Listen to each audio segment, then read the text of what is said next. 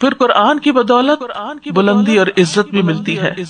عامر بن واصلہ سے روایت ہے کہ نافع بن عبد الحارث مکہ اور مدینہ کے درمیان میں ایک جگہ ہے اسفان، وہاں آ کر حضرت عمر سے ملے۔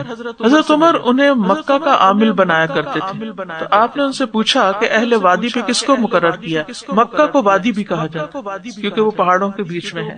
انہوں نے کہا ابن ابزہ کو۔ انہوں نے پوچھا وہ کون ہے ابن ابزہ؟ کہنے لگے ہمارے آزاد کردہ غلاموں میں سے غلام ہے۔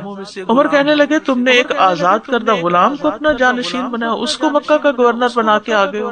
انہوں نے کہا وہ اللہ کی کتاب کو پڑھنے والا ہے، فرائض کا عالم ہے۔ تو عمر کہنے لگے رضی اللہ عنہ ہاں واقعی تمہارے نبی صلی اللہ علیہ وسلم نے فرمایا بے شک اللہ اسی کتاب کے ذریعے بہت سے لوگوں کو اونچا کرتا ہے اور بہت سو کو اسی کے ذریعے نیچے کرتا ہے، یعنی جب وہ اس کا صحیح حق نہیں دیتے۔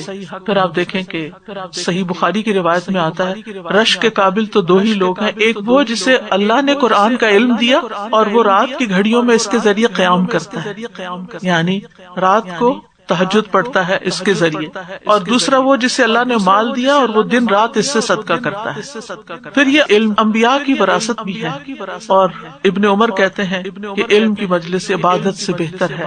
وہ کہتے ہیں فقہ کی مجلس 60 سال عبادت سے بہتر ہے۔ ایک مجلس میں آپ جو کچھ پا لیتے ہیں تو 60 سال کی عبادت سے وہ نہیں پا سکتے، کیونکہ آپ ایسی باتیں سیکھ جاتے ہیں کہ جن کے کرنے سے ایک دم آپ کے درجات بلند ہو جاتے ہیں۔ امام شافعی کہتے ہیں علم حاصل کرنا نفل نماز سے افضل ہے، یعنی اگر کوئی شخص صرف نوافل پڑھ رہا ہے اور دوسرا شخص علم حاصل کر رہا ہے تو یہ اس کا عمل اس سے زیادہ افضل ہے۔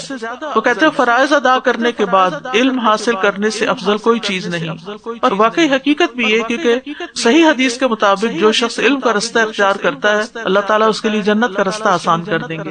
یہ وہ چیز ہے جس کا فائدہ انسان کو مرنے کے بعد بھی پہنچتا ہے، یعنی کچھ چیزیں ایسی ہیں آپ جن کے لیے محنت کرتے ہیں وہ یہی رہ جائیں گے۔ مثال کے طور پر آپ ایک بہت بڑا گھر بنا لیتے ہیں، آپ اس کو بہت اچھی طرح ڈیکوریٹ کر لیتے ہیں، آپ اس کے لیے بہت محنت کر کے کمائی کرتے ہیں، بہت کچھ لگاتے ہیں، ہر کارنر میں خوبصورت آپ کے ڈیکوریشن پیسز ہیں، بہترین کارپیٹس ہیں، بہترین کرٹنز ہیں، یعنی یو نیم اٹ، ہر طرح کی لگژری ہے اس گھر میں۔ لیکن سوچئے کیا مرنے کے بعد آپ اس کو ساتھ لے جا سکتے ہیں؟ یا مرنے کے بعد اگر وہ آپ کے وارثوں میں تقسیم ہو جاتا ہے آپ کو اس کا کچھ بھی حصہ ملے گا؟ نتھنگ۔ لیکن اگر آپ علم سیکھتے ہیں اور دوسروں کو سکھاتے ہیں، اس راستے میں اپنا مال لگاتے ہیں، اس چیز کو فیسیلیٹیٹ کرتے ہیں، اپنی اولاد کو سکھاتے ہیں، وہ آپ کے لیے دعا کرنے کے قابل ہو جاتی ہے، وہ جنازہ پڑھنے کے قابل ہو جاتی ہے، وہ آپ کے اس تحفے پر جو آپ علم کی شکل میں ان کو دیں گے ان کی اچھی تربیت کریں گے، کیونکہ ایک ماں صاحب علم ہوتی ہے تو وہ اپنے بچے کی صحیح تربیت کر سکتی ہے، تو وہ بھی آپ کے لیے صدقہ جاریہ ہوگا۔ جو مال آپ نے لگایا اس راستے میں یا اس کام کے لیے جو مال آپ وقف کر گئے، پچھلے دنوں کچھ علمی کام کروانا تھا، ٹرانسلیشن کا کام تھا، تو میں نے کسی سے کہا کہ یہ فلاں شخص جو ہیں ان کو آپ یہ کام دیں اور جو وہ پیمنٹ مانگیں گے وہ انشاءاللہ ان کو دے دی جائے گی۔ تو انہوں نے جواب دیا کہ آپ فکر نہیں کریں کیونکہ ان کو پہلے سے پیمنٹ جاری ہے۔ میں نے کہا کس سے؟ پتہ چلا کہ ایک خاتون تھی جو کینسر پیشنٹ تھی، تو انہوں نے اپنی زندگی میں ہی ان عالم کی تنخواہ لگا دی اور پھر وہ فوت ہو گئی، تو اپنی بیٹی کو کہا کہ ان کی تنخواہ بند نہیں ہونی چاہیے، یعنی میں چلی بھی جاؤں تو تم ان کو پے کرتی رہنا۔ اب وہ نیک سعادت جو بیٹی ہے وہ ان کی تنخواہ جو ہے وہ دے رہی ہے، اور آپ سوچیں کہ وہ جو کام کرتے ہیں اس کا اثر معلوم نہیں کہاں کہاں تک جاتا۔ تو میری آنکھیں کھل گئی کہ ایسے بھی خاموش لوگ ہوتے ہیں کہ جن کا کسی کو پتہ ہی نہیں ہوتا اور وہ خزانے سمیٹ رہے ہیں، کیونکہ حدیث میں آتا نا من جہز غازیا فقد غزا، جس نے غازی کو تیار کیا گویا اس نے خود کیا۔ تو کہنے کا مطلب یہ ہے کہ یہ وہ راستہ ہے جس میں اگر آپ کا مال بھی لگتا ہے، کیونکہ بعض اوقات ہم یہ سوچتے ہیں ویسے تو میں چاہتی ہوں کورس جوائن کر لوں لیکن رجسٹر اس لیے نہیں کرتی کہ فیس بہت ہے۔ یہ پیسے اگر آپ یہاں سے بچا بھی لیں گے، ایک مثال ہے، نہیں آپ رجسٹر اس لیے کرتے کہ پیسے لگتے ہیں، تو کیا وہ کہیں نہیں لگیں گے؟ کہیں لگیں گے نا۔ اگر آپ نے یہاں نہیں بھی دیے یا کسی بھی جگہ، یہ نہیں کہ میں الہدائی کی بات کروں، کہیں بھی آپ کہیں حفظ کرنے کے لیے جاتے ہیں وہاں آپ کو فیس دینی پڑتی ہے کچھ، کیونکہ جو لوگ ادارے چلاتے ہیں انہیں ظاہر ہے جگہ کا انتظام کرنے کے لیے کچھ نہ کچھ اس پہ خرچ کرنا۔ کسی مسجد میں آپ جاتے ہیں، مسجد خود بخود تو کھڑی نہیں ہوئی، مسجد کی لائٹیں خود تو نہیں جل رہی، اس کا انتظام ہے اس کے پیچھے، تو اس لیے آپ کسی بھی مسجد میں جائیں ضرور کچھ نہ کچھ ڈالا، کسی بھی مسجد میں جائیں، میں نہیں کہتی کہ آپ صرف یہاں، اینی ویئر، تاکہ یہ مسجدیں روشن رہیں، کی مسجدیں آباد رہیں, یہ تعلیمی ادارے آباد رہیں. ایسی کتنی جگہ, یعنی آپ خود سوچیے کہ کینیڈا میں کتنے ایسے ادارے ہیں کہ جہاں پر لوگوں کے بیٹھ کر قرآن مجید سیکھنے سکھانے کا ایک موقع میسر ہے. تو اگر ہم اللہ کے راستے میں نہیں بھی خرچ کرتے نا, تو وہ ہمارا پیسہ کہیں نہ کہیں لگنا ہے, یا ہم اپنے اوپر لگائیں گے, یا ہم چھوڑ جائیں گے تو وہ کوئی اور استعمال کرے گا, یا ہم کسی ایسی چیز پر لگا دیں گے جس کا فائدہ صرف دنیا کی حد تک ہوگا, آخرت میں اس کا کچھ نہیں ملنے والا. لیکن یہ وہ علم ہے جس کے راستے میں اگر آپ اپنا مال بھی خرچ کرتے ہیں تو وہ آپ کے لیے صدقہ جاریہ بن جاتا ہے. رسول اللہ صلی اللہ علیہ وسلم نے فرمایا, جب انسان مر جاتا ہے تو اس سے اس کے تمام اعمال منقطع ہو جاتے ہیں سوائے 3 چیزوں کے. ان میں سے ایک صدقہ جاریہ, یا ایسا نفع مند علم یا نیک اولاد جو اس کے لیے دعا کرے. نفع مند یعنی آپ سیکھ رہے اور آگے فائدہ بھی پہنچا رہے, یعنی آپ نے خود سیکھا, اپنے بچوں کو فائدہ پہنچایا, اپنے نیبرز کو پہنچایا, آپ جہاں گئے. حتیٰ کہ اگر آپ نے ایک بات سیکھی اور اس پر عمل کیا اور آپ نے کسی کو بتایا نہیں, صرف آپ عمل کر رہے ہیں, نیک عمل کی خوشبو ایسی ہوتی ہے جو دوسروں کو ضرور پہنچتی ہے. آپ بالکل ذکر نہ کریں کہ آپ تہجد پڑھتی ہیں یا آپ کیا کر رہی ہیں کیا نہیں کر رہی, لیکن آپ کے اخلاق میں جو بہتری آتی ہے وہ دوسروں کے دل تک چلی جاتی ہے کسی نہ کسی طرح, اور وہ خاموشی سے آپ سے انسپائر ہو رہا ہوتا ہے بجائے اس کے کہ آپ کو بتائے کہ وہ آپ سے انسپائر ہو رہا ہے, آپ کو پتہ بھی نہیں چلتا. اور جب ہم اللہ سے دور ہوتے ہیں, قرآن سے دور ہوتے ہیں, دین سے دور ہوتے ہیں, شیطان حاوی ہو جاتا ہے, تو پھر شیطانی اثرات بھی ہمارے دوسروں تک پہنچتے ہیں, کبھی بد اخلاقی کی شکل میں, کبھی بد زبانی کی شکل میں, کبھی برے رویے کی شکل میں, کسی نہ کسی طرح وہ دوسروں تک ٹرانسفر ہوتے ہیں. تو اس لیے یہ جو نفع مند علم ہے جس کا سب سے پہلا نفع خود ہمیں ملتا ہے, پھر ہمارے قریب والوں کو ملتا ہے, اور پھر کبھی زیادہ کوشش ہو تو دور والوں تک بھی چلا جاتا ہے. رسول اللہ صلی اللہ علیہ وسلم نے فرمایا, مومن کو اپنی وفات کے بعد اپنے کل کو ضرور یاد رکھا کرے, صرف آج کے لیے کام نہیں کیا کرے, ساری طاقت یہاں کے لیے نہیں لگا دے اس دنیا کو بنانے کے لیے جس نے ایک دن ختم ہو جانا ہے. فرمایا کہ مومن کو اپنی وفات کے بعد جو اس کے عمل اور اس کی اچھائیاں پہنچتی ہیں ان میں سے یہ بھی ہیں جس علم کی اس نے تعلیم دی اور اسے پھیلایا, یعنی دوسروں کو بھی بتایا. یعنی آپ خود کورس کر رہے ہیں, آپ اپنی کسی فرینڈ کو بھی بتا سکتے, کسی اور کو بھی کوئی اچھی بات سنتے ہیں پڑھتے ہیں, آپ اپنی فیس بک پہ شیئر کرتے ہیں, کسی اور کے ساتھ شیئر کرتے ہیں. وہ نیک اولاد جو پیچھے چھوڑی, قرآن مجید کا نسخہ جو کسی کو وراثت میں ملا, یعنی آپ دوسروں کو قرآن مجید اسپانسر کر دیتے ہیں. مسجد جو اس نے تعمیر کی, اور بعض اوقات ہم تعمیر کی حد تک کر دیتے ہیں مگر چلانے میں کوئی مدد نہیں کرتے, تو وہ بھی اسی میں آ جاتا ہے. مسافر خانہ جو اس نے قائم کیا, یعنی مسافروں کی رہائش کا انتظام کیا. پہلے زمانے میں ہوٹلز وغیرہ نہیں ہوتے تھے, لوگ کہیں جاتے تھے تو ان کو رہنے کی بہت بڑی مشکل پیش آتی تھی, تو کچھ لوگ فی سبیل اللہ مسافر خانے بنواتے تھے.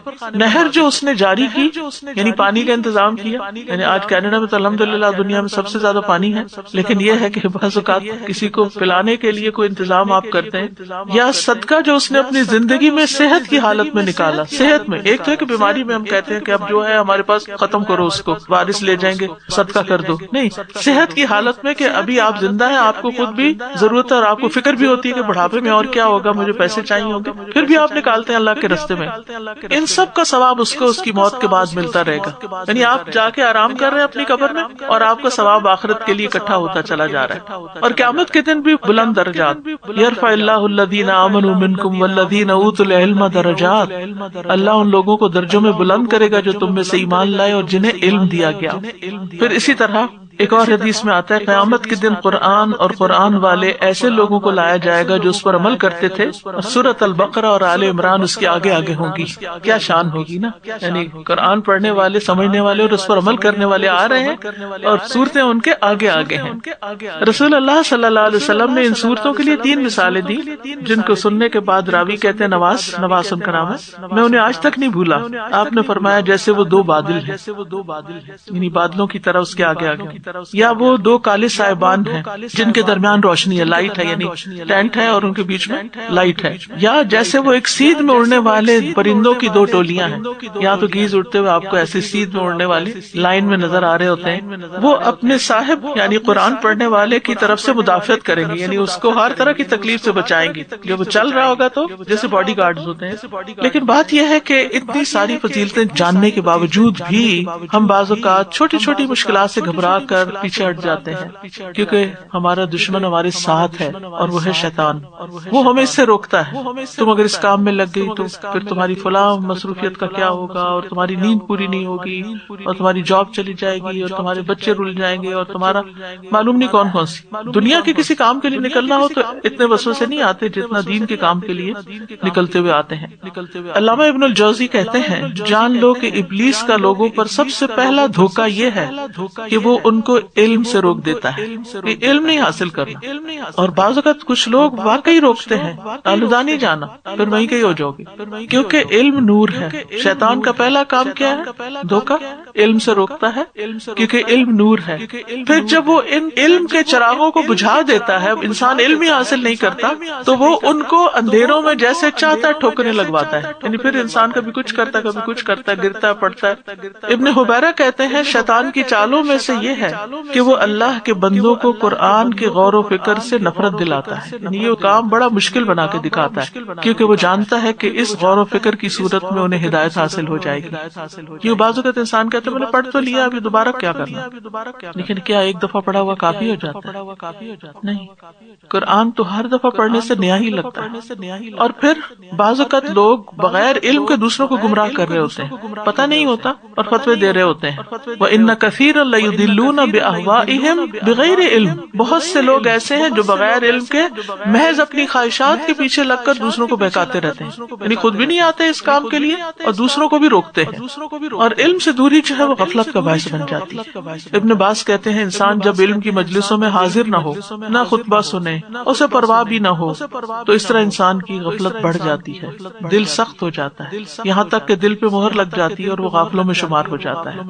ابن قیم کہتے ہیں، یہ کس قدر پریشانی کی بات ہے اور کتنا بڑا خسارہ ہے جو اپنے اوقات کو علم حاصل کرنے میں صرف کرتا ہے، لیکن وہ اس حال میں دنیا سے جاتا ہے کہ اس نے قرآن کی حقیقتوں کو نہیں سمجھا ہوتا. یعنی دنیا کی بہت سی ڈگریاں اس نے حاصل کی ہوتی ہیں، لیکن قرآن مجید نہیں پڑھا ہوتا، اور نہ ہی اس کے دل پر ڈائریکٹلی قرآن کے مطالب اور راز اور معنی کھلتے ہیں.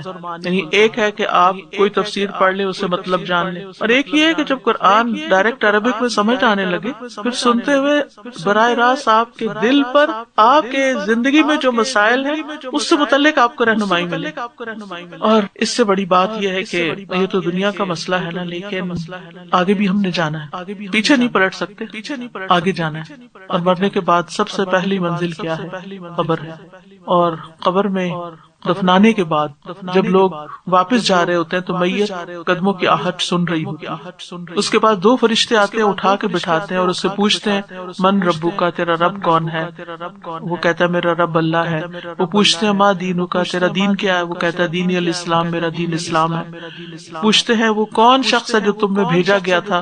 وہ کہتا ہے یعنی نبی صلی اللہ علیہ وسلم کی طرف اشارہ، تو کہتے ہیں وہ رسول اللہ صلی اللہ علیہ وسلم ہے. یہ بھی ایک اسائنمنٹ ہے. پھر وہ کہتے ہیں تمہیں کیسے علم ہوا؟ یہ بات تمہیں کہاں سے پتہ چلی کہ میرا رب اللہ ہے؟ اور وہ کہتا ہے قرأت کتاب اللہ فآمنت بہ وصدقت، میں نے اللہ کی کتاب پڑھی، میں اس پر ایمان لایا، میں نے اس کی تصدیق کی. یعنی مجھے اللہ کی کتاب سے یقینی علم حاصل ہوا ہے. پھر آسمان سے منادی کرنے والا اعلان کرتا ہے تحقیق میرے بندے نے سچ کہا، اسے جنت کا بستر بچھا دو. اب وہ قبر جو اتنی گھبراہٹ والی چیز تھی اب وہ خوبصورت ہو رہی ہے. اس کو جنت کا لباس پہنا دو، اس کے لیے جنت کی طرف سے دروازہ کھول دو. لیکن کافر یا منافق، کافر تو کافر ہے لیکن منافق بھی جو صرف اوپر اوپر سے مسلمان تھا، دل کا کوئی یقین نہیں تھا اس کا جواب یہ ہوتا ہے لا ادری، مجھے نہیں پتا. جب اس سے پوچھتے من ربو کا ما دینو کا، جواب نہیں دیتا. کہتا ہے میں نے لوگوں کو ایک بات کہتے سنا تھا، میں بھی وہی کہتا تھا. یعنی جو لوگ کہتے تھے میں بھی کہہ دیتا تھا، یعنی بس میں صرف سنا سنایا مسلمان تھا. پھر اس سے کہا جاتا ہے نہ تو نے کچھ سمجھا نہ پیروی کی. ما دریتا وما تلیتا، تلیتا کا ایک معنی ہے یعنی کہ تم نے، اوپر والا تو کہتا ہے نا میں نے اللہ کی کتاب پڑھی اور اس پر ایمان لایا اور تصدیق کی، یہ کہتا ہے تو فرشتے اس کو کہتے ہیں کہ نہ تم نے جانا، ما دریتا، نہ تم نے سمجھا، وما تلیتا، اور ایک روایت میں تھا تلوتا، نہ تم نے پڑھا نہ غور کیا قرآن پر، تو تمہیں کہاں سے پتہ چلتا؟ تم صرف دیکھا دیکھی کے مسلمان تھے. اس کے بعد اسے لوہے کے ایک ہتھوڑے سے زور سے مارا جاتا ہے، اتنے بھیانک طریقے سے وہ چیختا ہے کہ انسان اور جن کے سوائے ارد گرد کی تمام مخلوق سنتی ہے. اس لیے خود بھی اور اپنے بچوں کے لیے بھی حریص ہوں، فکر مند ہوں کہ کچھ اور میں نہ پڑھاؤں یا سکھاؤں، لیکن میں نے ان کو قرآن سکھانا سکھانا ہے. آپ جو سیکھے ان کے ساتھ بیٹھ جائیں. آپ ان سے کہ آپ میری ٹرانسلیشن سنیں, کیا میں صحیح پڑھتی ہوں, کیا میرا ترجمہ ٹھیک ہے. ٹھیک ہے, ان کو اردو نہیں آتی, آپ اردو میں پڑھ رہے ہیں, آپ انگلش ٹرانسلیشن کھول دیں. آپ انہیں کہیں یہ مجھے پڑھ کے سناؤ. کچھ بھی ہو, یہ روشنی اپنی سب سے زیادہ پیار انسان کو اپنی اولاد سے ہوتا ہے. ان سے کہ مجھے صرف 5 منٹ دے دو, بے شک زیادہ نہیں, 5 منٹ دے دو, بیٹھ جاؤ میرے ساتھ, مجھے تمہاری کمپنی چاہیے, مجھے تمہاری فکر ہے. میرے ساتھ اللہ کی کتاب ہو جس میں کوئی تبدیلی نہیں ہو. تھوڑا سا جو بھی آپ کا گھر کا طریقہ ہے, آپ کو پتا نا, ماں ہے نا, ماں کو پتا ہوتا ہے بچے کب کیسے کون سی بات سنتے ہیں, اور ماں کو پتا ہوتا ہے کہ کس طرح بات کروں گی تو یہ نہیں سنیں گے. جیسے آپ نے دنیا کا کوئی کام کرانا ہوتا ہے نا, تو آپ کس طرح اپنے بچوں کو سمجھاتے ہیں اور کیسے وہ پھر سنتے ہیں, کس طرح مانتے ہیں, آپ سب غور کریں. یا آپ اگر کہتے ہیں تو کوئی بات ہی نہیں سنتے, تو اس میں کیا وجہ ہے, ہم کیسے سناتے ہیں کہ کوئی بات نہیں سنتے. کوئی طریقہ تو ہوگا. سب سے پہلے ہم نے اپنے گھر والوں کی فکر کرنی, قوا انفسکم واہلیکم نارا, ٹھیک ہے. اور اگر انہوں نے کہیں سے پڑھ بھی لیا تو بھی ہم نے خود بھی ان کو لے کے بیٹھنا ہے. آپ دیکھیں, ہم خاص طور پر یہاں پر کینیڈا میں ایک یونیورسٹی کی ڈگری کے لیے 1 سال کی 1 سیمسٹر کی کتنی فیس ہوتی ہے پتہ نا آپ کو. اور اس کے لیے کبھی قرض لیتے ہیں, کبھی اوور ٹائم جابز کرتے ہیں, کبھی کوئی طریقہ اختیار کرتے ہیں, کبھی کوئی, تاکہ ہمیں ڈگری ہاتھ آ جائے. کیوں ڈگری ہوگی تو جاب اچھی ہوگی, جاب اچھی ہوگی تو گھر اچھا ہوگا, گھر اچھا ہوتا گاڑی اچھی ہوگی تو ذرا کمفرٹیبل لائف. لیکن وہ کمفرٹیبل کہاں ہوتی ہے کہ جس میں اچھے سے اچھے گھر میں میاں بیوی آپس میں لڑ کے مر رہے ہوتے ہیں اور آپس میں کوئی محبت نہیں ہوتی. پھر کیا کمایا, اور وہ قرض ہے کہ اترنے کا نام نہیں لے گا. اور اس قرض کے ساتھ اگر دنیا سے چلے گئے تو چاہے شہید ہو کے بھی گئے, جب تک وہ ادا نہیں ہوتا, یعنی شہید کے سارے گناہ معاف ہو جاتے, قرض کا گناہ معاف نہیں ہوتا. آج ہماری ہر چیز قرض پر ہے. تو آپ سوچئے کہ محنت کس چیز میں کریں, کس چیز میں محنت کریں. اگر واقعی ہمیں قرآن سے محبت ہے, یہ ہو نہیں سکتا کہ پھر ہم اپنے بچوں کے لیے دعائیں نہ مانگے اور ہم کوشش نہ کریں. آپ بچوں سے مرعوب نہ ہوا کریں کہ یہ بہت پڑھ لکھ گئے ہیں تو یہ زیادہ جانتے ہیں. ایک یہ بہت بڑی غلط فہمی ہماری ہو جاتی ہے, یہ تو یونیورسٹی ڈگری رکھتے ہیں تو یہ تو ہم سے زیادہ جانتے ہیں, تو یہ قرآن کہاں سنیں گے. یہ اللہ کا کلام ہے, یہ اللہ کی کتاب ہے, یہ اس ساری پوری یونیورسٹی کی ڈگری پہ باری ہے. تو جب آپ کے اندر کانفیڈینس آئے گا, یقین آئے گا, تو آپ اس یقین کے ساتھ آگے بھی کنوے کر سکیں گے. اگر ہر روز نہیں, ہفتے میں 1 دن بیٹھ جائیں تو یہ ہمارا فیملی ٹائم. آپ نہیں شرمائیں کہ میں نے کتاب اٹھا لی یا قرآن اٹھا لیا یا قرآن کی کوئی بات کی تو یہ بھاگ جائیں گے, یہ پھر مجھ سے ملیں گے نہیں, یا کچھ نہیں. اگر آپ واقعی جنرلی محبت کرنے والی اپنے بچوں سے ہی بھاگیں گے. اس لیے بہت ضروری ہے کہ چھوٹے ہوتے سے ہی ان کے ساتھ آپ شروع ہو جائیں. قرآن مجید سیکھنے کے کچھ آداب بھی ہیں. ان سے پہلی چیز یہ ہے کہ اللہ کی رضا کے لیے یہ علم حاصل کرنا ہے, کہ ہمارے یہاں آنے کا سب سے بڑا مقصد کیا ہے کہ میرا رب مجھ سے راضی ہو. یہ بتائیے کہ اگر رب راضی ہو گیا تو پھر کسی چیز کی کمی رہے گی, پھر کچھ خسارہ ہے کسی چیز کا؟ کوئی خسارہ نہیں, سبھی کچھ پا لیا. لہٰذا آپ نے اپنی نیت کو اپنے رب کے لیے درست کرنا. امام احمد کہتے ہیں جس کی نیت صحیح ہو تو علم کے برابر کوئی چیز نہیں. ان سے کہا کہ نیت کیسے صحیح ہو؟ انہوں نے کہا وہ یہ نیت کرے کہ وہ اپنے آپ سے اور دوسروں سے جہالت کو دور کرے گا. ٹھیک ہے, یعنی اللہ کی رضا کے لیے سیکھیں. اور مقصد کیا ہونا چاہیے؟ خود کو فائدہ پہنچانا ہے, اپنی جہالت دور کرنی ہے. جہالت 2 طرح کی ہوتی ہے, ایک ہوتی ہے علم کا نہ ہونا, ہے ہی نہیں, اور دوسرا یہ ہے بھولا ہوا ہے. تو اس لیے جو ریپیٹرز ہیں, جو لوگ پہلے سے تعلیم القرآن کر چکے ہیں, دوبارہ اگر پڑھنا چاہتے ہیں تو استقامت کے ساتھ پڑھیں, کہ یہ ہماری اس غفلت اور جہالت کو جو ہماری بھولنے کی عادت کی وجہ سے ہم بھولے ہوئے قرآن کو, اس کو دوبارہ تازہ کرنے میں مدد دے گا. پھر یہ ہے کہ ہمیں اس کا حرص ہونا چاہیے, شوق سے کریں اس چیز کو.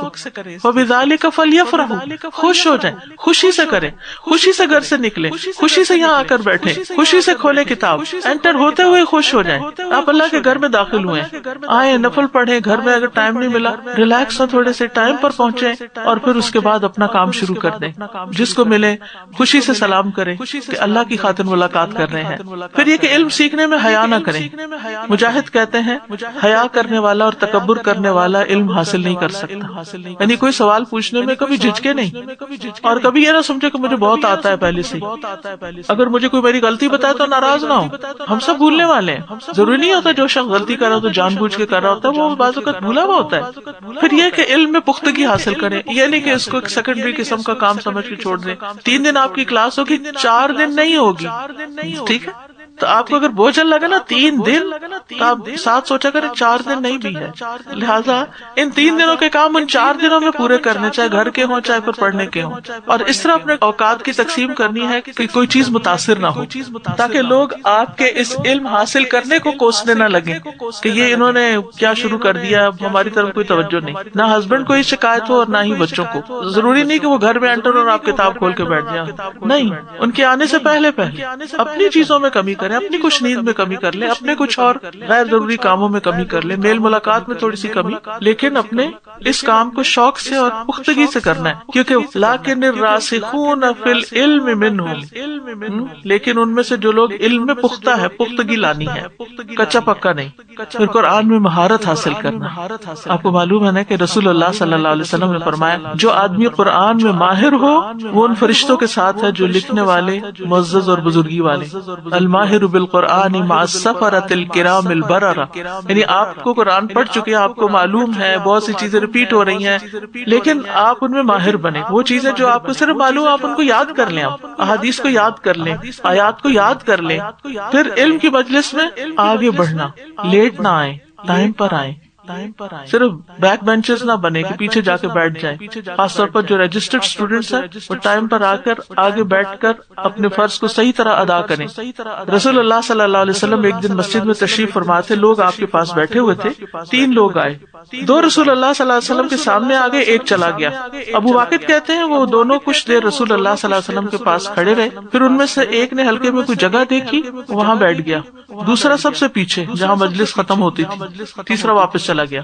جب رسول اللہ صلی اللہ علیہ وسلم نے فراغت پائی، یعنی جو بات کر رہے تھے وہ ختم کی، تو صحابہ سے مخاطب ہو کر فرمایا کیا میں تمہیں ان 3 آدمیوں کی حالت نہ بتاؤں کہ ان میں سے ایک نے اللہ کی طرف رجوع کیا اور اللہ نے اس کو جگہ دی، دوسرا شرمایا تو اللہ نے بھی اس سے حیا کی، تیسرے نے منہ پھیرا تو اللہ نے بھی اس سے اعراض کر لیا.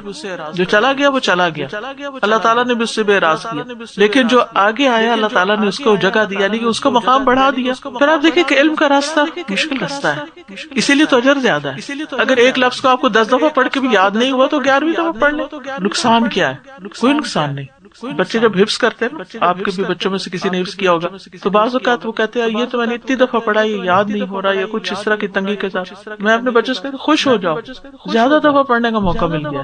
ہر حرف پہ اتنا اجر ہے، 10 نیکیاں ہیں. کیا نقصان ہے اگر آج کا سبق مشکل ہے اور نہیں یاد ہوا جلدی؟ تو پریشانی کی کیا بات ہے؟ اور پڑھ لیتے اور پڑھ لیتے اور کر لیتے، دوبارہ کر لیتے، خیر ہے. تو اس لیے اس راستے میں صبر، کیونکہ جو راستے پہ مشکلات کے باوجود چلتا رہے گا وہ ایک دن منزل تک پہنچ جائے گا. جستجو بھی ہونی چاہیے، بوریت کا شکار نہ ہو. ٹھیک ہے اگر آپ تھک گئے، نیند آنے لگی، رکھ دیں، اٹھ کے کچھ اور کام کر لیں. آپ سب کو معلوم ہونا چاہیے کہ اپنی نیند کو، سستی، غفلت کو کیسے بگانا. ٹھیک ہے، یعنی آپ یہاں چونکہ بہت کمفرٹیبل ماحول میں رہتے ہیں، نہ ضرورت سے زیادہ گرمی لگتی ہے، نہ ضرورت سے زیادہ سردی لگتی ہے، تو کمفرٹ اتنا ہے کہ پھر اگلا مرحلہ سونے کا ہی ہوتا ہے، آرام کا ہوتا ہے، اونگنے کا ہوتا ہے. اور خصوصاً جب کتاب سامنے آئے پھر تو اگلی پچھلی نیند کی کسر پوری ہونی ہوتی. اگر ہو سکے تو آپ دیکھ لیجئے کہ اگر اسپرے باٹل ہے آپ کے پاس، گلاب کا رنگ ڈال کے رکھ لیں، تھوڑا تھوڑا آنکھوں میں اسپرے کر لیں، ہو سکتا ہے اس سے آنکھ کھل لے. نہیں تو اگر آپ اپنے منہ میں کوئی چیز رکھ لیں، کوئی ملٹھی یا کوئی ایسی چیز جس سے گلا بھی صاف ہوگا، تجویز اچھی نکلے گی. یعنی کوئی بھی ایسی چیز جس سے آپ کی نیند بھاگ جائے تاکہ آپ کا وقت ضائع نہ ہو. کیونکہ اس طرح نہ سونے میں نہ جاگنے میں، یا اگر آپ سمجھتے ہیں کہ بہت ہی نیند تو تھوڑی دیر نیپ لے لیں، سو کے فریش ہو کے پڑھنا شروع کریں. یہی ابن ابی کثیر کہتے ہیں جسم کی راحت سے علم حاصل نہیں ہوتا، یعنی مشقت اٹھانی پڑتی ہے.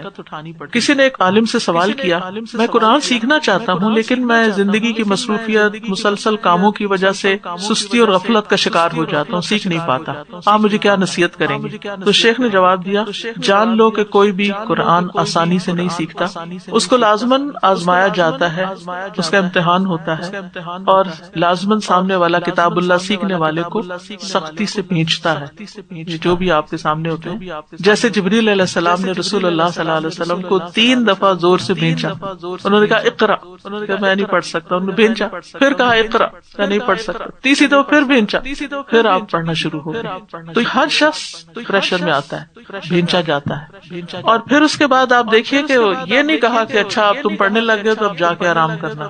ساتھ ہی کیا آیتیں نازل ہوتی ہیں، یا ایھا المزمل قم اللیل الا قلیلا، یا ایھا المدثر قم فانذر، ایک صورت ذاتی عبادت اور دوسری تبلیغ، اٹھو اور کچھ کرو۔ اصل میں اگر ہمیں یہ پتہ چل جائے نا کہ یہ زندگی آخرت کمانے کے لیے، تو پھر وہ آرام کی باتیں چھوڑ دیں، پھر ہم محنت کی طرف توجہ کریں۔ تو مشکلات آتی ہیں، بھینچا جاتا ہے انسان، پریشر میں آتا ہے، پھر چھوڑنے کا سوچتا ہے، پھر انسان دوبارہ اٹھتا ہے، پھر چھوڑتا ہے، یعنی یہ اپ اینڈ ڈاؤن آئیں گے۔ آپ نے دیکھا جن بچوں نے حفظ کیا ہوتا ہے، کرتے کرتے کوئی جگہ آتی ہے اٹک جاتے ہیں، کہتے چھوڑنے لگے ہیں، پھر آپ ان کو دلاسا دیتے ہیں، تسلی دیتے ہیں، پوش کرتے ہیں، کچھ کرتے ہیں، پھر دھکا لگاتے ہیں، پھر وہ آگے چلتے ہیں، پھر تھوڑے عرصے کے بعد دوبارہ ان پہ کوئی نہ کوئی فیض آ جاتا ہے۔ جنہوں نے اپنے بچوں کو حفظ کرایا ہوگا یا پڑھایا ہوگا، صرف یہ قرآن کا نہیں، دنیا کی تعلیم میں بھی بعض اوقات یہی ہوتا ہے، وہ کہتے ہیں ہم یہ چھوڑنے لگے ہیں، ہم سبجیکٹ چینج کر رہے ہیں، ہم فلاں کر رہے ہیں، تو جو مائیں چپ کر جاتی ہیں پھر بچے پیچھے رہ جاتے ہیں، اور جو مائیں پیچھے کرتی ہیں وہ منزل پہ پہنچا دیتی ہیں۔ پھر انہوں نے کہا جو اہل القرآن میں سے ہونا چاہتا ہے وہ کتاب کو مضبوطی سے پکڑ لے۔ آپ نے کیا سمجھا کہ آپ کو تاج پہنایا جائے اور آپ اہل اللہ اور اللہ کے خاص بندوں کی دوستی کا حصہ پائیں، حالانکہ ابھی اللہ نے آپ کے اخلاص، کوشش، آپ کی پابندی، آپ کے غور سے سننے، آپ کے دہرانے اور سننے کو جانا ہی نہیں۔ جان لیں اللہ کے تاج بڑے مہنگے ہیں، وہ انہی کو تاج پہناتا ہے جو سخت صبر کرنے والے ہوتے ہیں، اور نرم دل ہی کو اس سے حصہ ملتا ہے، اور صبر کرنے والوں اور بہت خوش نصیبوں کو ہی یہ ملتا ہے۔ پھر ایک اور چیز جس کا آپ نے ارادہ کرنا ہے وہ علم کو عمل کے ذریعے محفوظ کرنا ہے، صرف زبانی یاد کر کے نہیں بلکہ عمل کے ذریعے محفوظ کرنا ہے۔ خطیب بغدادی لکھتے ہیں اے طالب علم، میں تجھے نصیحت کرتا ہوں کہ علم کو اخلاص نیت کے ساتھ حاصل کرنا، اس کے مطابق عمل کرنے کے لیے نفس پر محنت کرنا۔ بے شک علم درخت ہے اور عمل اس کا پھل ہے، اس کا شمار علم والوں میں نہیں ہوتا جو علم پر عمل نہیں کرتا، یعنی وہ عالم نہیں کہلاتا۔ علم والد ہے، عمل اس کا بیٹا ہے، علم عمل کے ساتھ ہوتا ہے۔ تم عمل کو فراموش نہ کرو جب تک تم علم سے وابستہ رہو، اور تم علم کو فراموش نہ کرو اگرچہ تم عمل میں سستی کیوں نہ کر رہے ہو۔ چھوڑنا نہیں اس راستے کو، تو دونوں کو ملا کر رکھو اگرچہ تمہارا نصیب ان دونوں میں سے کم ہو، اور علم کے اضافے کے لیے دعائیں بھی کرنی ہیں۔ وقل رب زدنی علما، خوب خوب دعائیں کرنی ہیں۔ اس کو تو اٹھتے بیٹھتے سجدے میں بھی کرنا ہے۔ رسول اللہ صلی اللہ علیہ وسلم نے فرمایا اللہ سے نفع مند علم مانگو اور فائدہ نہ دینے والے علم سے اللہ کی پناہ طلب کرو۔ نبی صلی اللہ علیہ وسلم یہ دعا مانگا کرتے تھے، اللہم انی اسألک علما نافعا وعملا متقبلا ورزقا طیبا، ہر روز فجر کی نماز کے بعد، ٹھیک ہے۔ اور ایک اور دعا اللہم انی اسألک علما نافعا واعوذ بک من علم لا ینفع، ٹھیک ہے، کہ اللہ اس علم سے بچانا جو فائدہ نہ دے۔ تو اب آپ مجھے بتائیے کہ آپ نے کیا سیکھا؟ ہاتھ کھڑا کریں گے تو میں آپ سے پوچھ لوں گی، مائک کی ضرورت نہیں، بس چھوٹا چھوٹا جواب دیتے جائیں کہ قرآن مجید پڑھنے کے فائدے کیا ہیں، کیا ملے گا پڑھ کے، یعنی یہ جو پڑھیں گے آپ تو آپ کو حاصل کیا ہوگا؟ اللہ سبحانہ تعالیٰ کا قرب ملے گا، جزاک اللہ خیر، اور ہدایت کی راہ ملے گی، ٹھیک ہے، شفا ملے گی انشاءاللہ، اللہ تعالیٰ اپنے راستے پہ چلنے کی توفیق دے گا، جنت کا راستہ آسان ہوگا، زندگی میں سکون ملے گا، بے چینی دور ہوگی، حکمت و بصیرت ملے گی، گمراہی سے بچ جائیں گے، غفلت سے بچ جائیں گے، وقت میں برکت ہوگی، بالکل،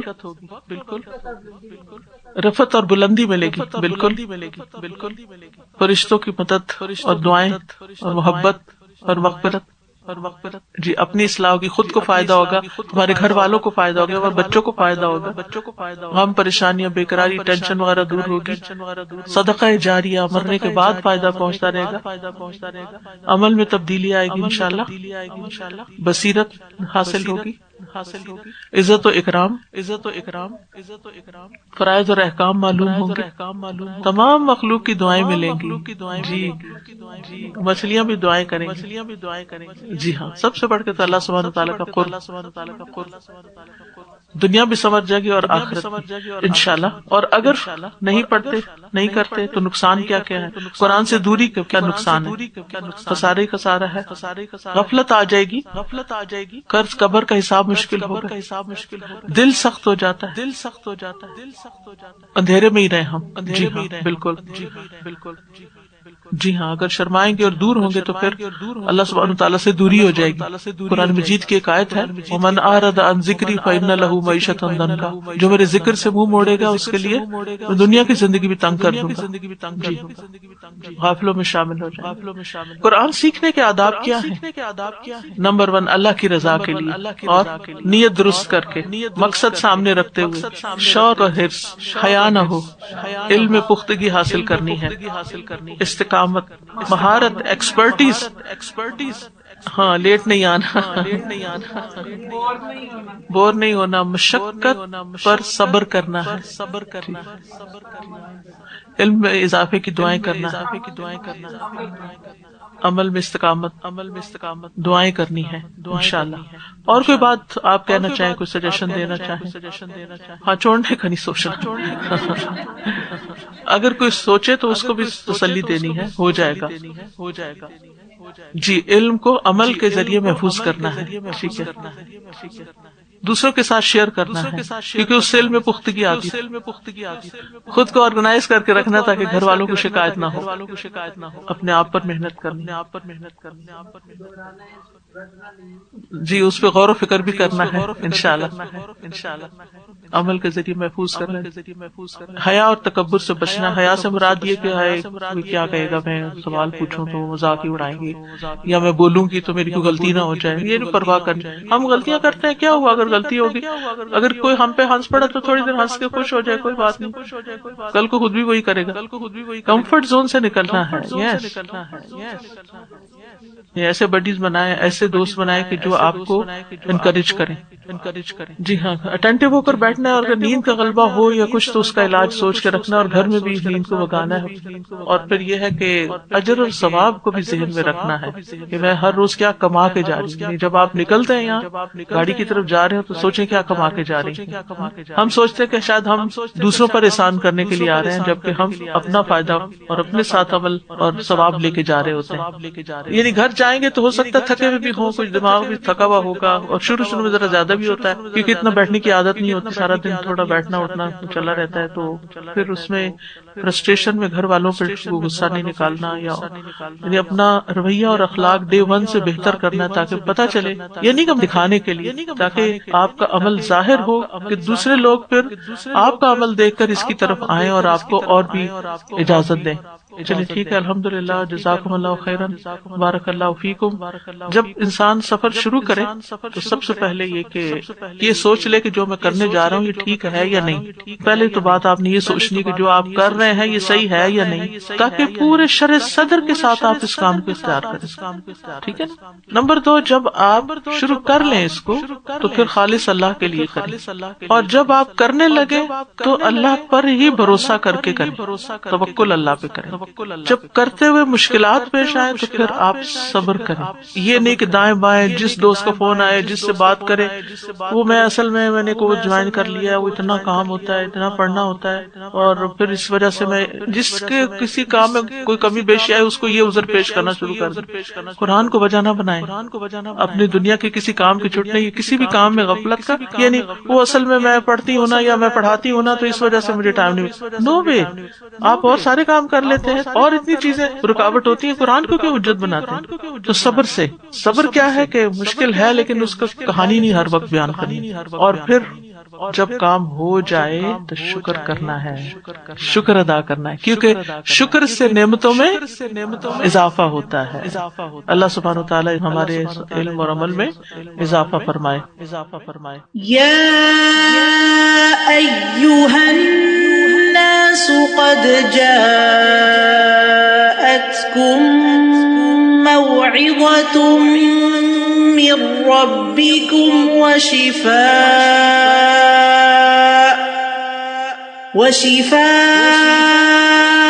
لما في الصدور وهدى ورحمة للمؤمنين